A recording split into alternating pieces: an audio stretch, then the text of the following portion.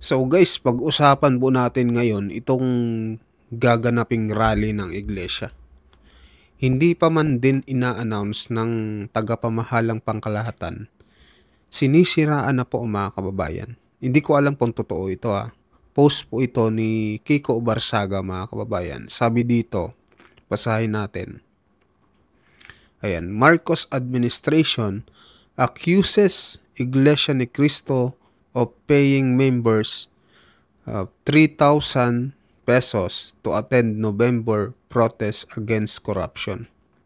Nako mga kababayan, hindi po ito totoo dahil ang Iglesia ni Cristo ay kusang loob po sumasama at may pagkakaisa po na kapag sinabi ng tagapamahala mga kababayan na may gaganaping ganitong malaking panawagan ay sumasama po mga kababayan, hindi po nagpapabayad kasi may pagkakaisa po mga kababayan. Walang ganun na nangyayari sa iglesia. Hindi po ganun ang iglesia mga kababayan. Kung totoo man itong sinasabi ni Kiko Barsaga, kung saan niya man nakuha itong impormasyon na ito, wala pong katotohanan na may binabayaran po ang Iglesia ni Cristo. Ito'y isang paninira lamang mga kababayan. Lalo na nalalapit na dahil pagkakaalam ko ay 16, 17, 18 nagaganapin po sa Quirino Grandstand. Marami ding lumalabas ngayon mga kababayan. Nagaganapin daw, magkakaroon daw ng rally sa monumento. Ano yun? Dito sa People Power Monument. Wala po, hindi po, ang alam ko hindi po magkakaroon ng rally dyan sa People Power Monument. Isa lang po yung location nagaganapin. Dito po sa Quirino Grandstand mga kababayan. At ang nagpapatunay niyan, yung mga host po ng Net25 na iglesia, nakaanib din sa Iglesia ni Cristo. Hindi po totoo na magkakaroon ng rally dito sa People Power Monument, Itong rally in Rizal Park, ang alam ko, Rizal Park tsaka at Quirino Grandstand, magkaisa lang naman yan mga kababayan. So palagay ko ay maano din to, ma-occupy din mga kababayan itong Rizal Park. Pero yung People Power Monument, hindi po ito totoo mga kababayan dahil yung mismong host na po ng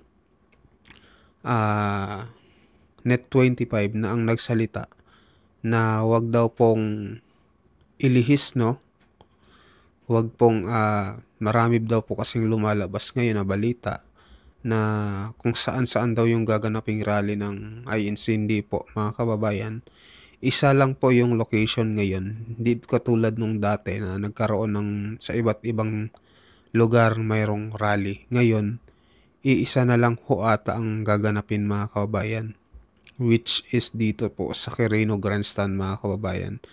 Madudoble po ito yung kung 1.4 or 1.9 yung dami dati. Ngayon po ay madudoble ang dami mga kababayan ng mga kaanib na sasama dito sa dadalo dito sa gaganaping rally sa Quirino Grandstand.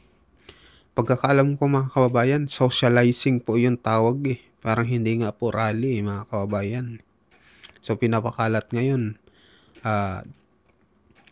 rally mga kababayan. Hindi pa nga nag-a-announce ang tagapamahalang pangkalahatan. So sinisiraan na agad.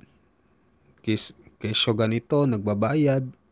Di po nagpapabayad ang iglesia mga kababayan.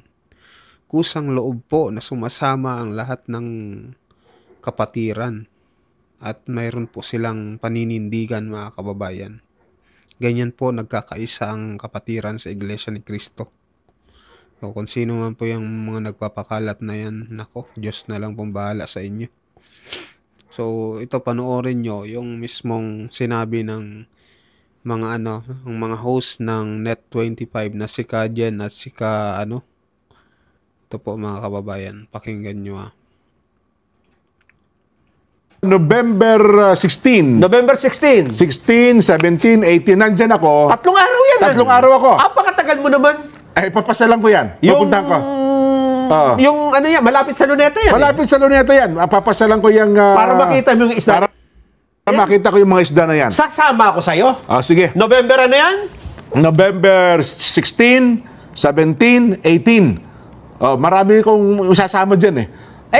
Baka gusto nyo sumama. Ha?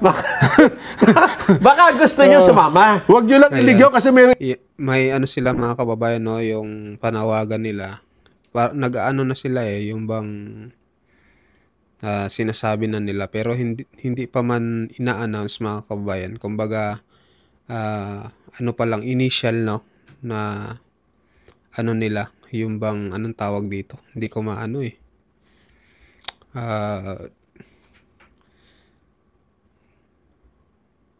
iba-iba nang sasabi, EDSA kung saan-saan. Hindi po. Ayan, EDSA kung saan. Magkikita-kita kami ni Nelson. Doon sa Luneta Grandstand po kami. Ayan, Luneta Grandstand mga kababayan na.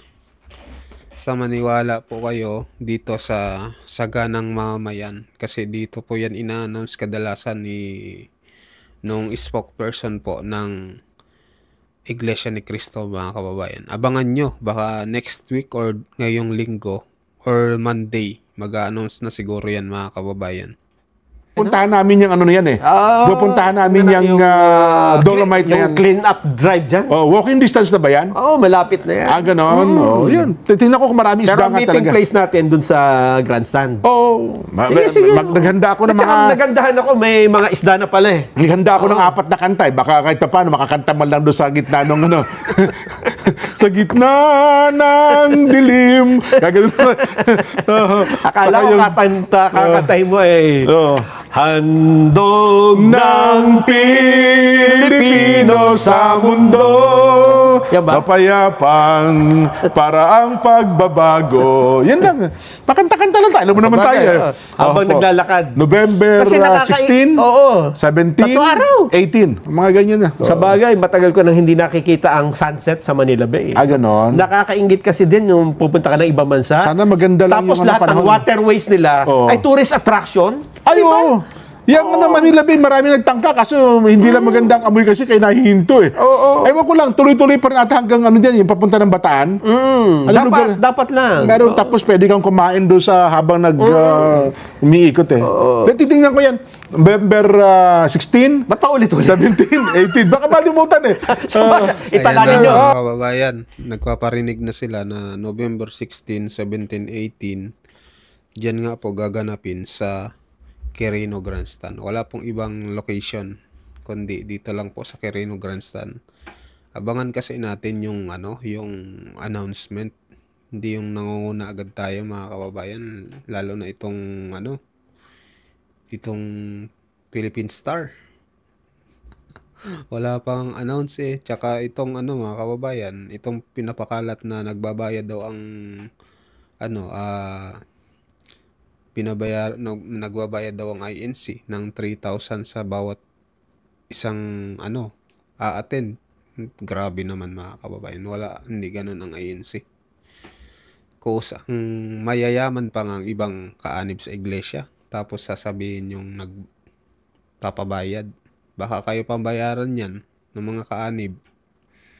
So hindi po totoo itong kumakalat na balita na nagbabayad ang Iglesia ni Cristo. So wala pong katotohanan yan mga kababayan.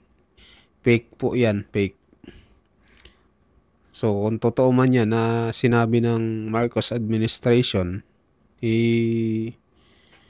sige, sabi nga ni JPE, Juan Paul C. Enrile, kung gusto mong gumulo ang buhay nyo, guluhin nyo ang Iglesia ni Cristo. So sige, guluhin nyo pa. Guluhin nyo pa, talagang magugulo ang buhay nyo mga kababayan. Ganun ba? November 16, 17, 18. Tatlong araw? Yan. Napakatagal naman yan. Hindi, siyempre, ganun tayo. Hanggang hindi umaalis yung mga isda doon? Hindi ka alis doon? Hindi. Ano lang tayo? Ayan mga kababayan, na mukhang di ba? Hanggat hindi umaalis ang mga isda, kumbaga hanggat hindi umaalis ang mga korap, hindi daw aalis mga kababayan. Nako, mga kababayan, matindi ito. Doon na tayo. Meron pa nga ng picture, may mga ano din, may crabs na rin na nabubuhay. Ganon? Oo, Yung maliliit na, oo. November 16, 17, 18. Doon na. So, kasama Tatlong araw? Tatlong araw. Pakatagal naman yan. Hindi. Okay yan. Para kwentuhan, mga ganyan talaga. Sabagay, matagal na rin akong... Ah. Hindi, marami rin gustong... Ako, hindi pa ako nakapunta personally. Dun sa Dolomite Beach na yan. Ganon. Oo. Pupunta natin. Sabi nung iba, doon ka pa pupunta sa Luna. Hindi po sa EDSA, wala akong... Doon Walang ho, EDSA. November 16, 17, 18, doon kami sa Luneta. Hindi lang ha. Huwag mo muna puputulin. ha? Save mo. Titingnan ko lang kasi yung kalendaryo. Sige. Titingnan ko lang yung kalendaryo. 57 para naman eh. Oo, ha? Google Calendar. 16. November 16, 17, Linggo. 18. Linggo yun. Linggo, 17, Lunes yun. May Oo. pasok na. 18, may pasok na. Ay, doon ako. Doon tayo. Doon ka. Yes. Paano? Paano yung mga gustong sumama sa'yo? Okay lang, walang Sama problema. sila. Walang problema. Paano kung maraming sasama? Ay, mas marami, mas happy. Sa bagay. mas marami, mas masaya tayo dyan. Ano, ha? Okay. Ay, nako. Tatay, Ayan mga kababayan, ayan ha. Napakinggan nyo na 16, 17, 18 sa Quirino Grandstand. Yan, ano pa lang yan na hindi pa man nag-a-announce pero nag-ano na sila. Yung bang pinaparamdam na ba nila mga kababayan. Pero sure na yan, November 16, 17, 18, Linggo, Lunes, Martes, no? At ayun mga kababayan. So, kita-kita na lang yung mga kaanib doon, no, na dadalo, na pupunta. At sigurado, mas marami pa ito, mga kababayan. Hindi lang po katulad ng nangyari na 1.4 or 1.9 million. Ngayon po, mas doble po, mga kababayan, yung dadalo. Kaya talagang siguradong iiyak dito yung mga ayaw pa rin makinig na mga politiko na corrupt. Yari kayo. So yun lang mga kababayan, maraming salamat po sa mga nanood at sumuporta sa ating channel, at sa mga bagong pasok dyan, pasubscribe po ng ating YouTube channel mga kababayan. Maraming salamat po.